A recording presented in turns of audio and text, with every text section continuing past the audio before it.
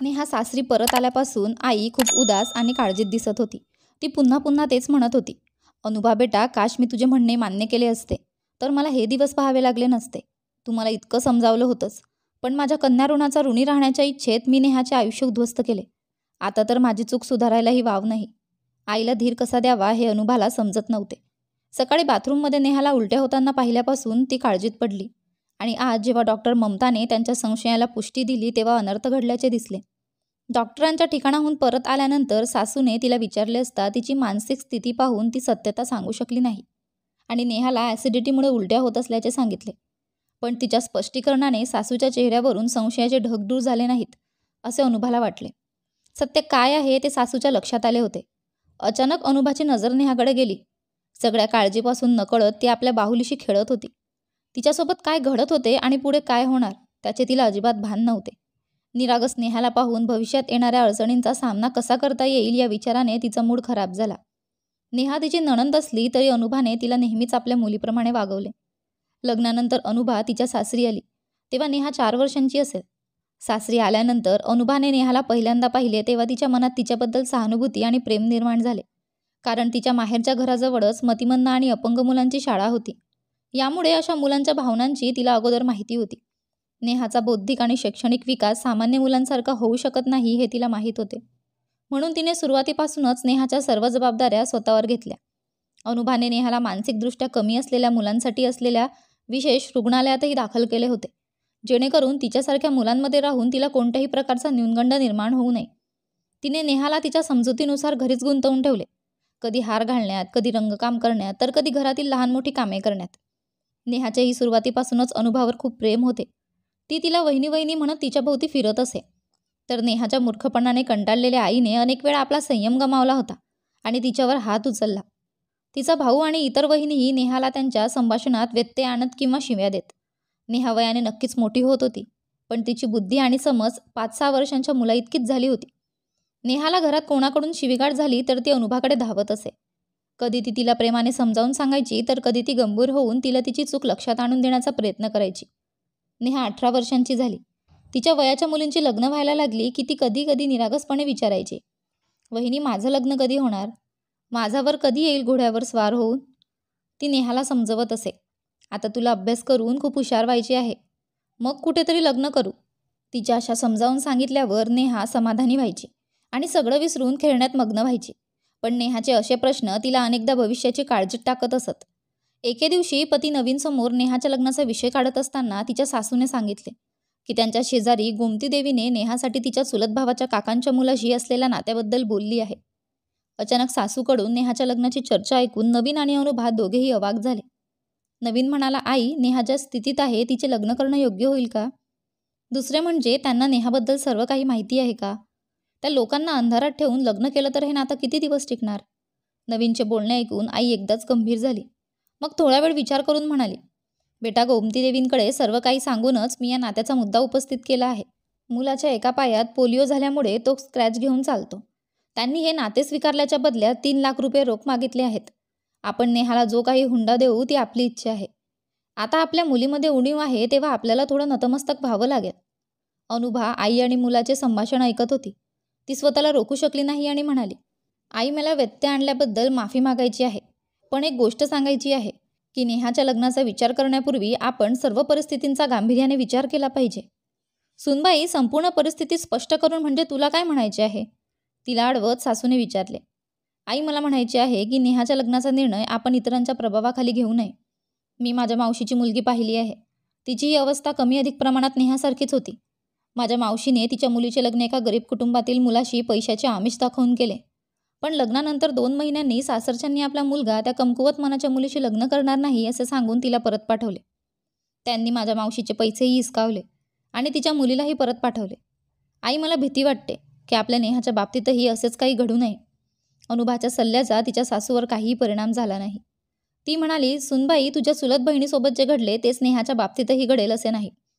गोमतीजींनी मला आश्वासन दिले आहे की त्यांचे नातेवाईक खूप चांगले आणि उमदे लोक आहेत. ते नेहाला प्रेमाने ठेवतील. आई, इतरांच्या बोलण्यावर आपण नेहाचे आयुष्य ठरवू शकत नाही." अनुभा म्हणाली, "नेहाचे लग्न करून आपल्याला काय फायदा होणार? काल लग्नानंतर ती गरोदर राहिली आणि तिचे मुलंही तिच्यासारखे असेल तर किती त्रास होईल. अनुभाचे बोलणे ऐकून सासू आणखीनच अस्वस्थ झाल्या. ती रागाने म्हणाली, वा सुनबाई, तू सुद्धा एवढा पुढचा विचार करतेस. तुला स्वतःची मुलगी नाही म्हणूनच तुला कन्यादानाचा धर्म काय आहे ते कळत नाही. कोणतीही आई आपल्या मुलीला आयुष्यभर कुमारी ठेवू शकत नाही. आतापर्यंत मी विचार करत होते की तिच्या दोन्ही धाकट्या वहिनी नेहावर प्रेम करत नाहीत, पण निदान तू तरी तिच्यावर मनापासून प्रेम करतेस. पण आज तुझं बोलणं ऐकून मला वाटलं की हा माझा भ्रम आहे. नेहाच्या लग्नासाठी तुझ्या पतीला 2-4 लाख रुपयांची व्यवस्था करावी लागेल याची तुला काळजी वाटत असेल, पण तुला काळजी करण्याची गरज नाही. तुझ्या सासऱ्यांनी नेहाच्या जन्माच्या वेळी तिच्या लग्नासाठी 25,000 रुपयांची FD केली होती, जी आता व्याजासह 5 लाख रुपये झाली आहे. नेहाच्या लग्नाची सर्व व्यवस्था मी त्याच्यातून करेन. इतका वेळ नवीन त्या लोकांचे बोलणे शांतपणे ऐकत होता. शेवटी त्याने अनुभाला खडसावले आणि म्हणाला, आईशी का भांडतेस? जेव्हा तिला तुझे म्हणणे पटत नाही तेव्हा या विषयावर चर्चा करणे थांबव. तेव्हा नवीन त्याच्या आईला म्हणाला, आई, तू जो निर्णय घेशील तो मला मान्य आहे. नेहाच्या लग्नासाठी पैशांची व्यवस्था करण्याची तुला काळजी करण्याची गरज नाही. मी सर्व व्यवस्था करेल. 2 महिन्यांनी नेहाच्या लग्नाची तारीख निश्चित झाली. दरम्यान नवीन आणि त्याचे 2 भाऊ नेहाच्या सासरच्या घरी गेले आणि मुलाची आणि त्याच्या कुटुंबियांची भेट घेतली. तेथून परत आल्यानंतर नवीनने आईला नेहाच्या सासरच्या लोकांची लोभी वृत्ती आणि मुलाच्या अधीनतेबद्दल सांगून आपला असंतोष दाखवला. पण आई आपल्या निर्णयावर ठाम राहिली. लग्नाच्या तयारीत व्यस्त असलेली अनुभा नेहाला पाहायची तेव्हा तिचे डोळे भरून यायचे. नेहाला लग्नाचा खरा अर्थ माहीत नव्हता, पण तिच्यासाठी आलेल्या अनेक गोष्टी पाहून तिचे डोळे आनंदाने चमकले. ती अनुभाला वारंवार विचारायची, वहिनी, या सगळ्या गोष्टी माझ्या आहेत ना? वहिनी, बबलू, टीना, रीना आणि मिनी मला त्यांच्या गोष्टींना हात लावू देत नाहीत. दोन्ही वहिनी पण मला त्यांच्या सामानाला पाहू देत नाहीत. आता मी पण माझ्या सामानाला कोणाला हात लावू देणार नाही. कधी कधी नेहा म्हणायची, वहिनी, मी पण लग्नात घागरा ओढणी घालेन. तू घालशील का? हो, आणि मॅचिंग बांगड्या पण घालशील. मला लाल रंग खूप आवडतो. नेहाची बालसुलभ उत्सुकता पाहून अनुभाच्या मनात कधीतरी वाटायचं, चला, नेहाच्या आयुष्यात आनंदाचे क्षण यावेत, अगदी थोड्या काळासाठी का होईना. नेहाला लग्नाआधी तिच्या वैवाहिक आयुष्याची माहिती देण्याचाही अनुभाने प्रयत्न केला. पती आणि सासरच्या इतर सदस्यांशी तिने कसे वागले पाहिजे हेही तिने तिला सविस्तर समजावून सांगितले. तिचे बोलणे ऐकून नेहा काही क्षण गंभीर व्हायची, पण नंतर ती त्याच बालिश गोष्टी आणि कृती करू लागायची. नेहाच्या लग्नाच्या निर्णयाबद्दल बहुतेक नातेवाईकांनी तिच्या सासूबाईंचे अभिनंदन केल्याचे पाहून अनुभाला आश्चर्य वाटले आणि ते म्हणाले, चला, तू तुझ्या मुलीचे लग्न करून खूप छान केले आहेस. आता तुम्ही कन्या ऋणातून मुक्त व्हाल. त्यांचे बोलणे ऐकून सासूबाईंनी अनुभाकडे पाहिलं तर तिच्या चेहऱ्यावर एक प्रेमळ हसू न्याहाळलं. म्हणजे नेहाच्या लग्नाला विरोध करून आपण किती मोठी चूक करत आहोत याची जाणीव तिला झाली. नेहा सासरच्या घरी गेल्यानंतर घर पूर्णपणे सुनसान झाले. अनुभाला तिच्या बालसुलभ कृती नेहमी आठवत असत. नेहाच्या जाण्याने सासूलाही वाईट वाटू लागले होते. ती तिच्या भावना सर्वांसमोर व्यक्त करत नसली तरी इतरांप्रमाणेच नेहालाही सासरच्या घरी जुळवून घेता येईल का अशी शंका तिच्या मनात होती. नेहाला सासरी जाऊन 1 महिन्याहून अधिक काळ झाला होता. सुरुवातीला तिच्याशी रोज फोनवर बोलायचो आणि ती आनंदी दिसायची, पण हळूहळू तिच्या आवाजात दुःख दिसू लागले. आता ती फोनवर बोलू लागली, वहिनी, मला इथे आवडत नाही. हे लोक माझ्यावर सतत असतात. मला वेडी म्हणत चिडवतात. हे सर्व खूप घाणेरडे लोक आहेत. अगदी राजेशही त्यांच्यासोबत माझी चेष्टा करतो. नेहाचे बोलणे ऐकून अनुभाला थोडी काळजी वाटू लागली, पण तिने नेहाला आग्रह न करण्याचा सल्ला दिला. सर्वांचे ऐक. गेल्या आठवड्याभरापासून ती जेव्हा जेव्हा फोन करायची तेव्हा नेहाच्या सासरचे लोक कुठले तरी बहाणे करून तिला बोलू देत नव्हते. कधी ते म्हणायचे नेहा बाजारात गेली आहे, कधी ती बाथरूममध्ये गेली आहे, तर कधी झोपली आहे. एके दिवशी नवीनने राजेशशी बोलण्याचा प्रयत्न केला, पण तोही त्याच्याशी बोलण्यास टाळाटाळ करत होता. त्या दिवशी रविवार होता. नवीन, सासू आणि अनुभा ड्रॉइंग रूममध्ये बसून नेहाबद्दल बोलत होते. तेव्हा नवीन म्हणाला, आई, आज मी नेहाशी पुन्हा एकदा बोलण्याचा प्रयत्न करेन. आजही मला तिच्याशी बोलता आले नाही तर मी उद्या तिच्याशी बोलेन आणि मी काही दिवसांसाठी नेहाला तिच्या सासरच्या घरून आपल्या घरी आणण्याचा विचार करत आहे.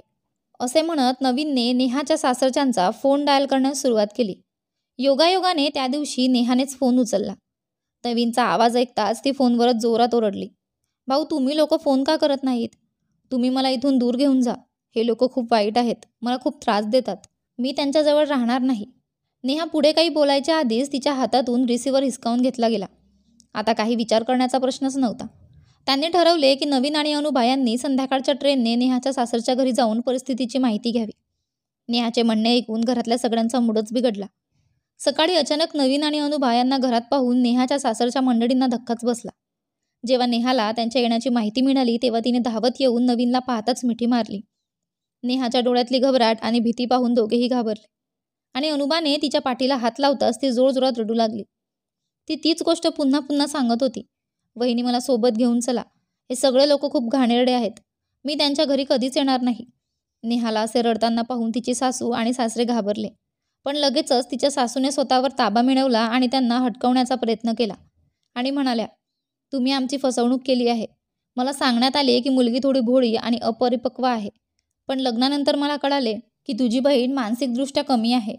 आम्ही अजूनही हे समजावून सांगण्याचा आणि अंमलात आणण्याचा खूप प्रयत्न केला, परंतु ती खूप हट्टी आणि जिद्दी आहे. तू स्वतः तुझ्या बहिणीला घ्यायला आलास हे बरं झालं, नाहीतर आम्हाला तिला तुमच्याकडे पाठवावं लागलं असतं. नेहाच्या सासूबाईंना समजावण्याचा प्रयत्न करत नवीन म्हणाला, आई, आम्ही गौतमी काकूंची सर्व चर्चा केली होती. आधीच खुलासा केला होता. पण त्यावेळी तुम्ही हे नातं नाकारलं नाहीस. नेहाला स्वीकारण्याच्या बदल्यात हुंडाव्यतिरिक्त रोख 3 लाख रुपये मागितले होते. ते आम्ही तुम्हाला दिलेही. मग तुम्हाला फसवण्याचा प्रश्नच येतो कुठे? तुम्ही माझ्यावर 3 लाख रुपये देऊन काही उपकार केले नाहीत. नेहाचा जेठ जोरात म्हणाला, लोकांकडून राजेशला अधिक हुंडा देण्याचे प्रस्ताव आले होते, पण मी ते स्वीकारले नाही आणि तुमच्या सापड्यात अडकलो. आता मला तुमच्याशी वाद घालायचा नाही.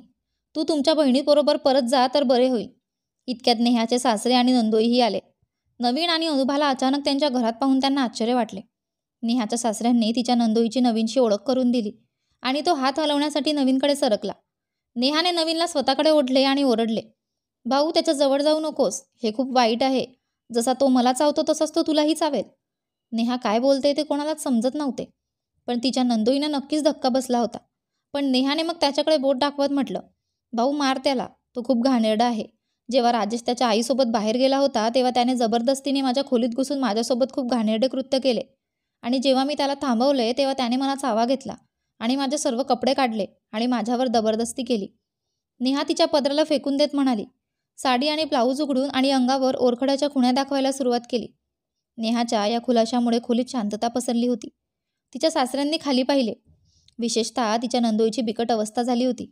दोन्ही हातांनी डोळे झाकून नवीन अनुभाला म्हणाला, अनुभा, प्लीज नेहाला रूममध्ये घेऊन जा आणि तिचे कपडे ठीक कर. आता इथे क्षणभरही थांबायचं नाही. एवढे सगळे करूनही नेहाच्या सासरच्यांनी नेहाच्या वक्तव्याचे खंडन करण्याचा प्रयत्न केला आणि म्हटले की नेहा पूर्णपणे खोटे बोलत आहे. आमचा जावाई बापू हा अतिशय उदात्त आणि उमदा माणूस आहे. तो असा घाणेरडं कृत्य का करेल? नवीन त्यांच्याकडे तिरस्काराने पाहत म्हणाला, मला तुमचे कोणतेही स्पष्टीकरण ऐकायचे नाही. माझी बहीण कधीच खोटं बोलत नाही. तुमच्या घरात माझ्या बहिणीवर घडलेल्या घृणास्पद आणि क्रूर अपराधाबद्दल लाज किंवा खेद व्यक्त करण्याऐवजी तुम्हाला पुन्हा खोटे बोलून माझ्यावर वर्चस्व गाजवायचे आहे.